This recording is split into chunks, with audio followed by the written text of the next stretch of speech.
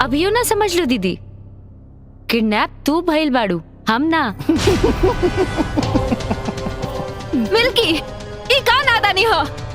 बस दीदी, जीजा जी के हमरा से केहू अलग नहीं कर सकत। हमके माफ कर दे दीदी, चाहत के आगे हम मजबूर हो गए बानी। मिल्की, ये तू ठीक नहीं खुकड़त। का ठीक है का बेठीक, ई तू हमके मत समझावा। तहर एक चुटकी सिंदूर हमार जन्मों जन्म के प्यार के नहीं तोड़ सकत। हम जीजा जी से प्यार कैले बानी। ए, तू लोग मुंह का देखत बड़ा लोग। जीजा जी के फोन लगावा और जल्दी से हमार ब्याह करावा। 1 मिनट। प्रोग्राम में तनी चेंज बा, थोड़ा सा।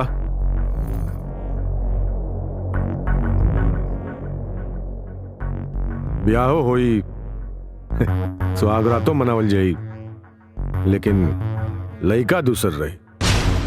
का मतलब? मतलब ही तुहार शादी कोनो सुपरस्टार से ना, यह कॉलेजिया यार से होई।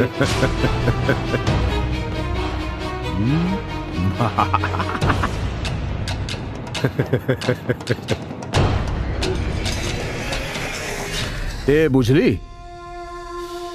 ते अपन जाल में खुदे फंस गइल बाड़ी। अब तोर ब्याह पानवा से नाही, बिकिया से होई। वैसे भी ओकरा से ब्याह करके का करबे जे थोड़े ही देर में मरे वाला बा।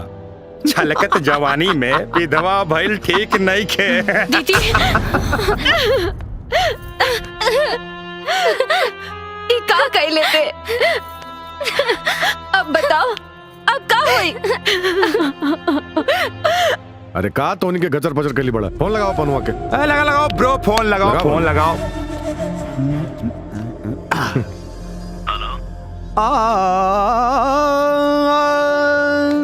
तेरी तेरी बीवी है रसगुल्ला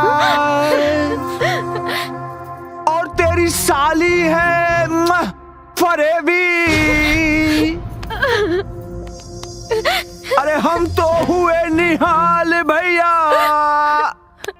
दोनों है अलबेली। जियो मक्खन ब्रो। चिल्लो मत, उसे भी इज्जत दोनों का खतरा में बा। तनी दिमाग पे जोर लगाओ और पहुंच जो। और हाँ सुन, बेस्ट ऑफ लक। एक भाई के काम ना आवे तो भाई कैसन है? यही खातिर नाल बड़े बम्बई हैं? ले जाओ मांग में सनूर भर। पंडित जी, चलो जल्दी कर दिया, ले जाओ। अरे लेके जा रहे हैं, चल के चला।